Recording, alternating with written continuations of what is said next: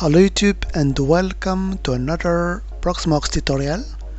So in this video we're gonna talk about another open and free open source firewall called pfSense. So are you ready? Let's get started. So as I told you, today we're gonna actually try to install pfSense on Proxmox, okay? So if we head into our Google search page, the first thing that we have to do is to download actually the ISO image, okay? So if you click or type just download pfSense, you will be redirected to the pfSense.org website, where you can download actually what we call the community edition, which is free. So this software firewall is actually maintained by a company called Netgate, okay? And this Netgate company actually sells appliances with this software, but you can also get a free version of it called pfSense Community Edition, okay? So you can download it, but as you can see here, you have to have a subscription in order to download the latest stable version of this community edition. But we have actually a repository where you can download it without getting this subscription, okay?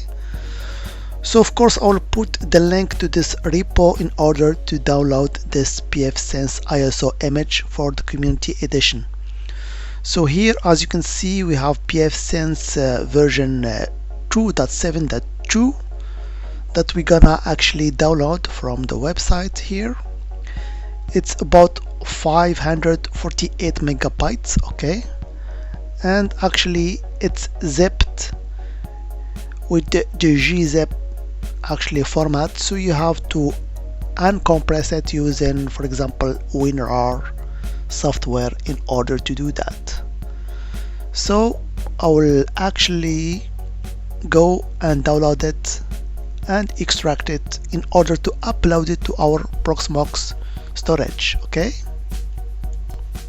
So as you can see here, this is the file that I have downloaded, which is .gz, and I'm using here WinRAR in order to extract the ISO image. So as you can see, this is our ISO image. So we can now extract it, for example, to our desktop, and then we can upload it to our Proxmox storage, okay? So let's do that. So I will return back to my Proxmox and I will head to my storage. So my storage name is also storage, but if you are using the default installation, it will be actually, the name for it is local, okay? So I will click on ISO images, then I will upload here my ISO. So I click on this button here, upload, and I will select the file which is on my desktop. So let's select it. So here it is, and I will open it. So after I have uncompress it, the file size is now about 834, and I will upload it directly to my server, okay? So the process, as you will see, will be pretty easy. So the task is okay, the file has been uploaded to my storage.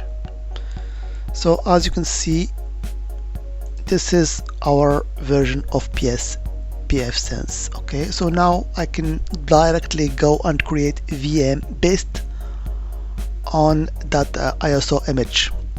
So before I forget, you can also install this pfSense on a bare metal or physical machine, but for that you have to actually download this, what we call here, memstick image, and you burn it into an USB, and you can boot it in your physical machine and get the same steps as we're gonna see on our Proxmox here, okay? So let's create simple VM. Here we go. So I will create VM. So I will give it as name pfSense.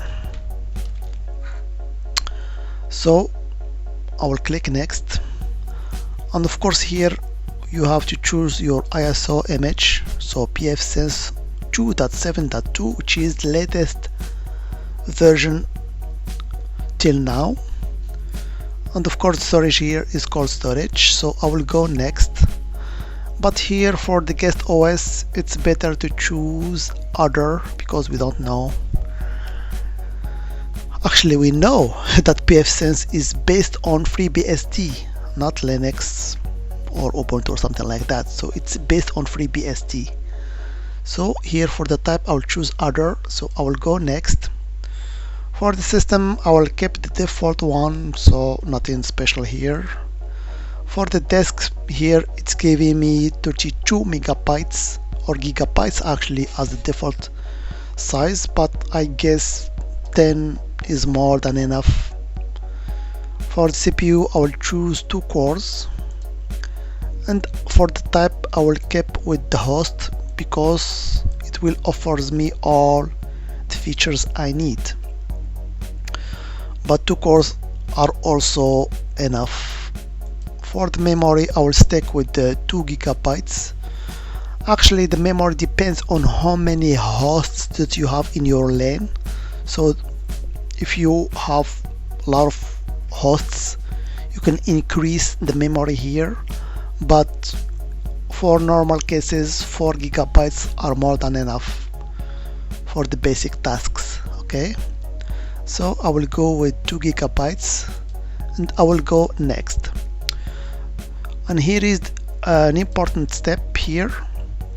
So normally we need 2 cards. One will be attached to our LAN network, and the other one will be attached to our actually WAN network. Okay, so here I will just put the LAN one. Okay, and after I will add another one will be related to our WAN. And as I am installing that on Proxmox, on your Proxmox you must have actually 2 bridges, one for your LAN and one for your WAN, and I will show you how you can do that very easily on Proxmox. Just here keep in mind that we have now only 1 network card, so I will go next. So now I have everything in order to start our VM, but before that, as I told you, I will actually add another network card. Okay, so I will hit finish, and here you can see our virtual machine has been created with the ID of 161.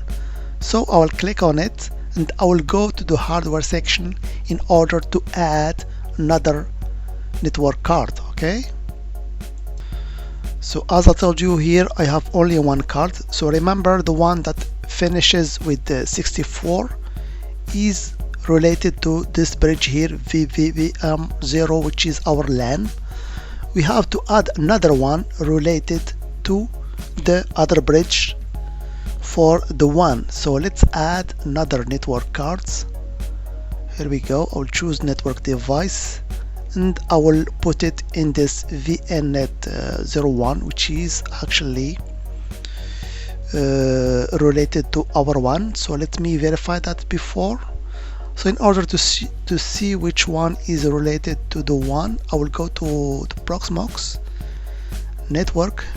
So here you can see that I have actually 2 bridges, VMBR0, which is related to network card, with here this is my LAN network.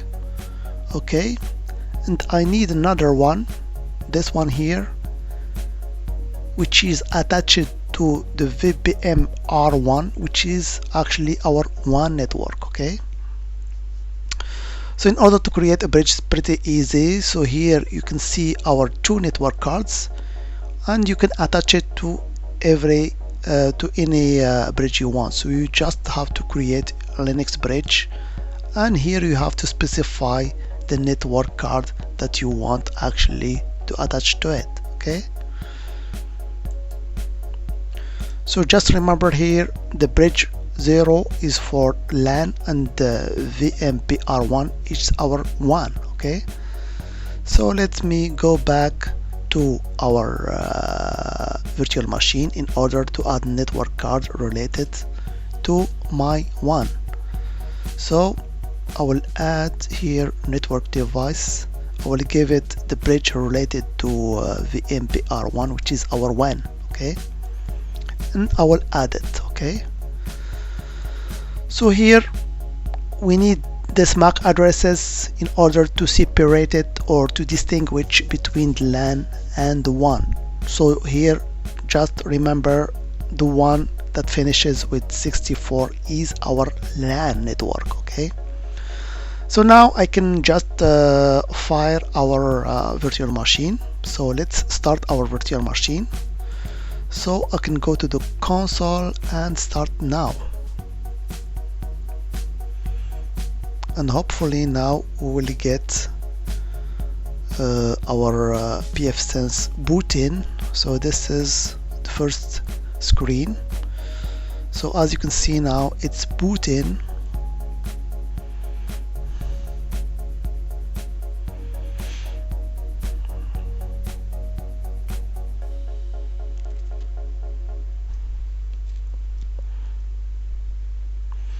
So this is the copyright and distribution notice, so we can just hit enter in order to accept, and the installation process will begin. So I will hit actually OK in order to install pfSense. I will choose the auto, which is the guided route on ZFS, so I will choose here ZFS.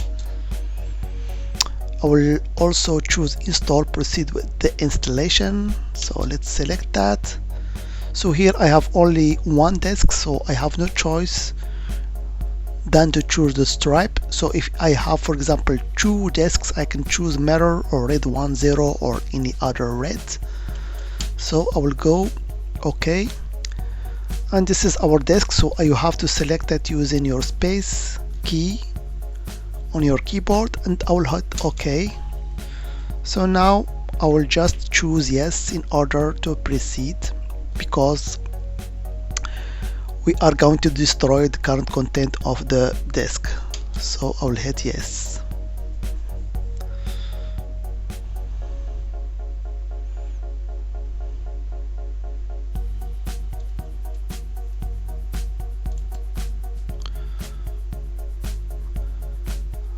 So now you can see the extraction is beginning.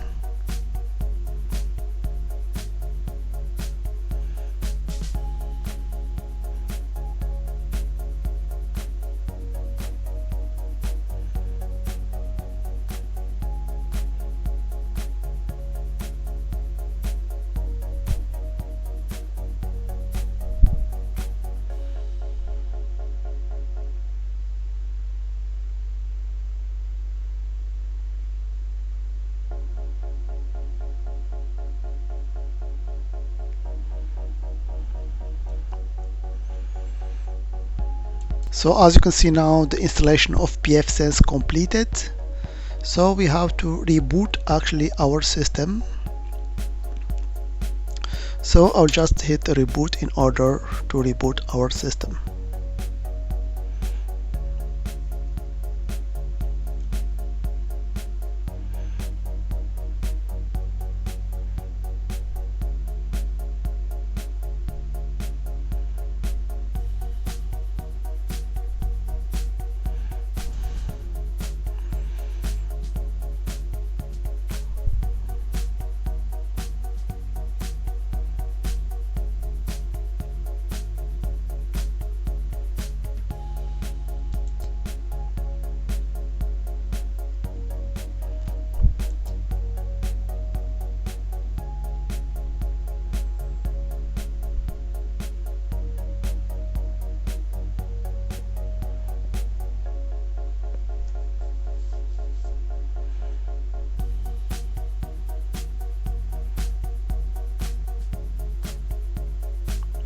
Okay, so now we are done, but here remember one very important thing. We have our LAN here and we have our WAN. and here it's picking up an IP address for our LAN, which is 192.168.1.1. so this is the address that is used in order to be our LAN. So we're gonna connect to our pfSense using this address here, okay? And then we will continue with the installation. So of course you can change these values if you want. There is no problem with that. So let me open another window here, and I will enter the IP address that was given.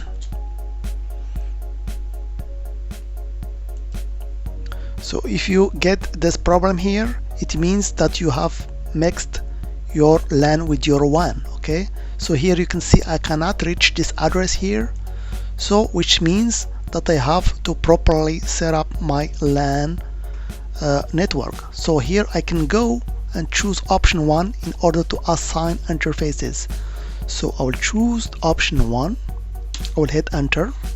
So remember, our LAN, as I told you here, finishes with the MAC address finish with 64, okay? So you can see that here if you go to the hardware section. So I have told you before, this network here, network card, which finishes with 64, is our actually LAN bridge. So we have to do that in our configuration. So let's go back to our console here, and should VLAN be set up now, so our don't need actually VLANs. Enter the WAN interface. So here I have two interfaces, as you can see here, EM0 and EM1. So our EM0 is our LAN because it finishes with 64. So I will give it as one interface, EM1. Okay, EM1. Here we go. Enter the LAN interface for auto. So EM0 is our LAN network because it finishes, as you can see here, with 64. So now I have everything. So do you want to proceed? Yes. So hopefully now we can reach our LAN. Okay.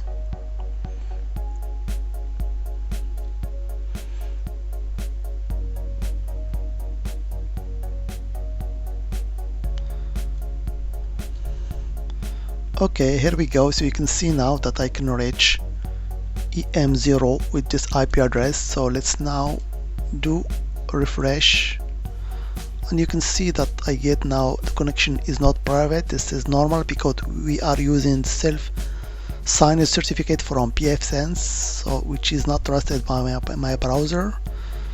And here we go, I am in. So the default credentials are admin and pfSense. So this is our welcome screen. So here we have a warning that I have to change actually the passwords. We can do that, or we can do that later if you want, but you can just go with the pfSense setup. So I will go next. So here you can choose your host name, your domain, or you can just leave that as you want. So for the primary DNS, I will keep with the Google default ones.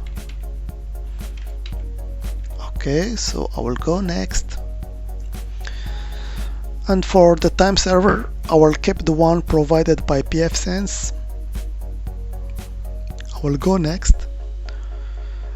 Here for the configuration of the WAN interface, so it depends here on your configuration from your ISP.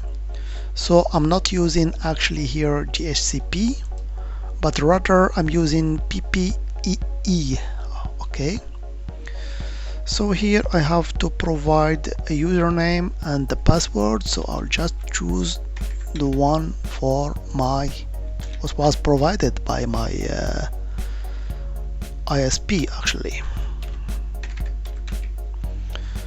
and hopefully I will get everything set up.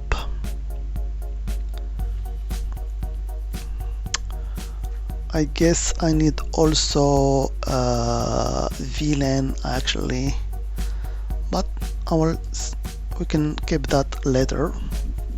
For the LAN interface, I will change this IP address, or I can leave it as it is. Okay, so I will go next. For the admin password, I can choose another one in order to get rid of the warning here. Let's go next. Yes, actually I did a mistake entering the password, so let's enter it once again.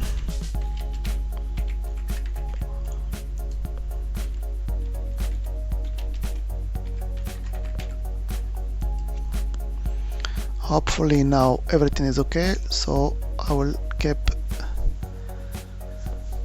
So the reload is in progress, so we can check for update, but I don't need that. So now everything is finished. We have our copyright that we have to accept, and if you want to make a survey you can do it, so I'll just close that. And hopefully now everything is set up, so we have our WAN and we have our LAN. So you can see here my public IP address on my LAN. So in the upcoming video we're gonna actually do a lot of configuration, but for now I'll just do some general thing that I do for the general setup. So all I do is actually to dashboard column, I will change it to 3 in order to get more space. And also for the login page color, I will choose the dark mode actually. Okay, so I will save that.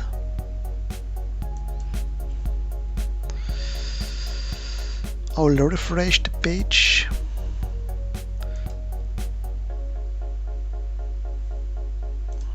So now you can see that I have 3 columns. I will add for example other things. For example, you can click on this plus button here in order to add, for example, traffic graphs. Okay, it's always good to have visual graphs of your interfaces. I will add also if the gateways, because they are also important to see.